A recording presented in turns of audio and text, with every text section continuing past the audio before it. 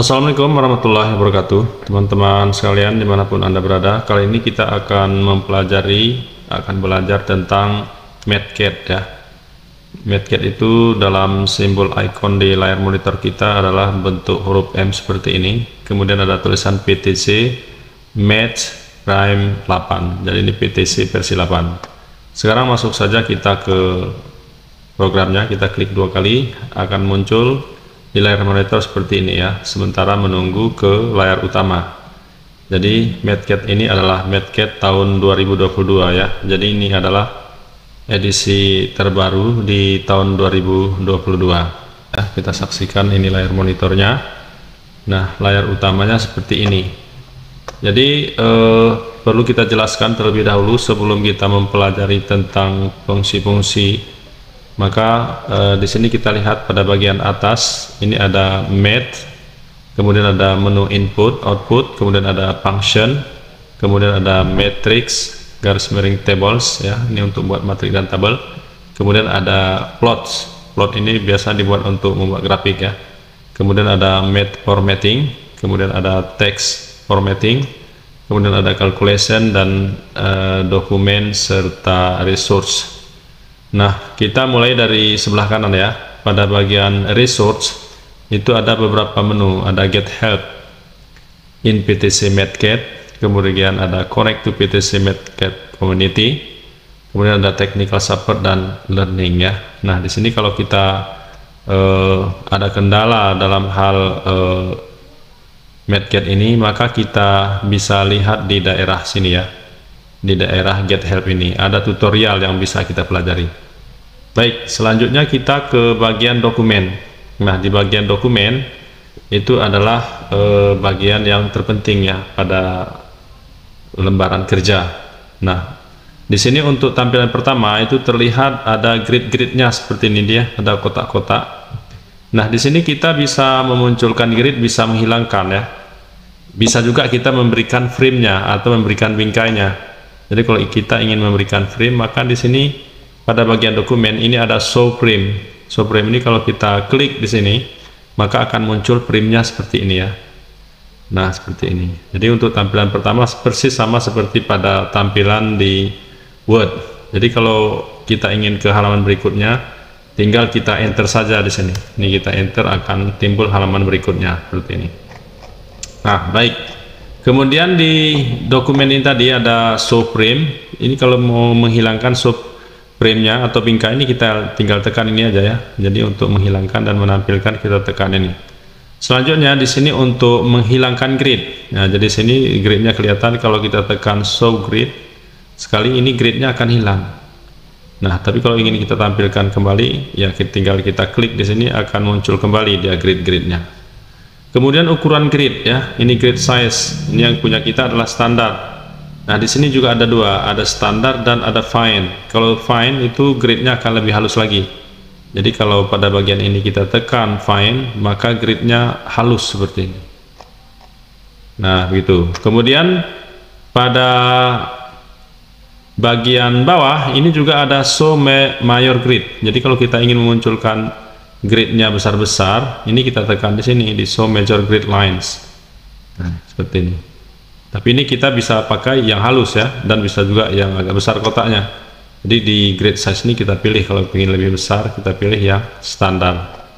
Nah, seperti ini kotak-kotaknya lebih besar. Jadi kita bisa menulis di sini ya, di setiap kotak ini itu kita bisa mengerjakan tuh, artinya ini jarak spasinya. Jadi kalau kita pilih nanti yang fine, nah jadi kita lebih rapat, itu tulisannya lebih kecil.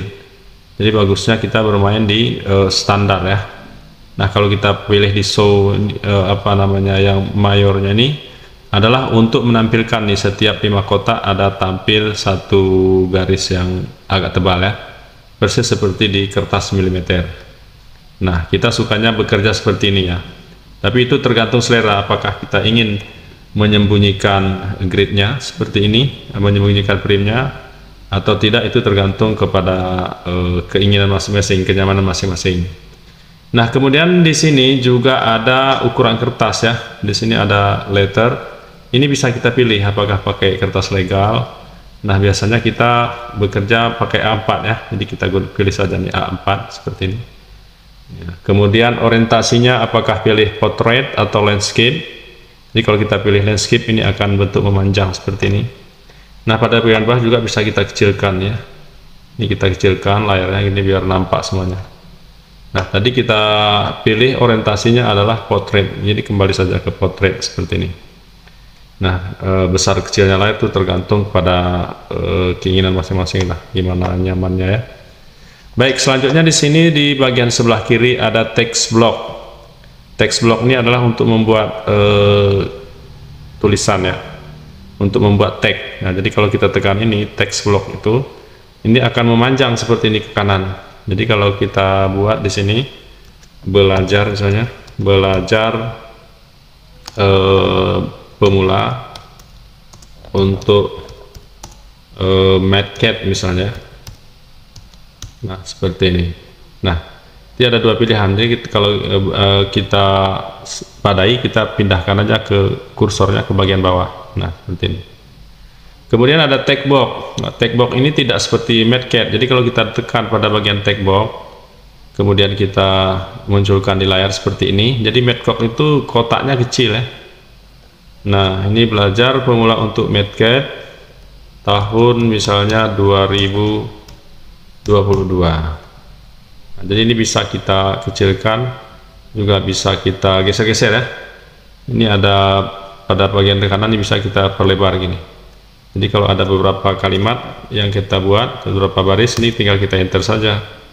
Kita buat seperti itu ya, tahun 2022 dan seterusnya. Kemudian di sini juga perintah-perintah untuk CAD, untuk Word bisa juga kita terapkan. Misalnya kita ingin tulisannya di tengah untuk tag block tadi, ini tinggal kita tekan Ctrl E gitu ya. Nah, begitu juga dengan ini, misalnya kita tekan Ctrl E, dia akan berpindah ke arah tengah. Jadi itu untuk penamaan dari penggunaan fungsi dari tag block dan tag box. Nah, kemudian kalau untuk image ini kita menyisipkan gambar ya, tapi di sini tidak. Yang penting-penting aja kita bahas. Selanjutnya untuk halaman ini, tampilannya itu bisa kita buat terpisah seperti ini ya. Ada halaman 1, halaman 2. Ini seperti ini. Tapi kalau kita tidak ingin terpisah, ini bisa digabung. Jadi pada bagian sebelah kanan ini ada draft view ya, kemudian ada view page. Kalau kita pilih yang paling ke kanan bawah itu draft view, itu akan muncul seperti ini. Jadi persis kertas milimeter besar ya. Nah, seperti itu, mirip-mirip pada Excel, tapi tidak ada kode baris kolom ya. Nah, kemudian ya kita biar nyaman, kita pilih aja yang page view yang sebelah kiri ini. Nah, jadi halamannya seperti bekerja kita di halaman Word. Nah, baik, kemudian untuk menentukan page juga bisa nih. Page ini adalah untuk halaman. Nah, baik, di samping tadi di bawah ya, untuk memperbesar dan memperkecil layar, kita juga bisa pakai yang ini ya.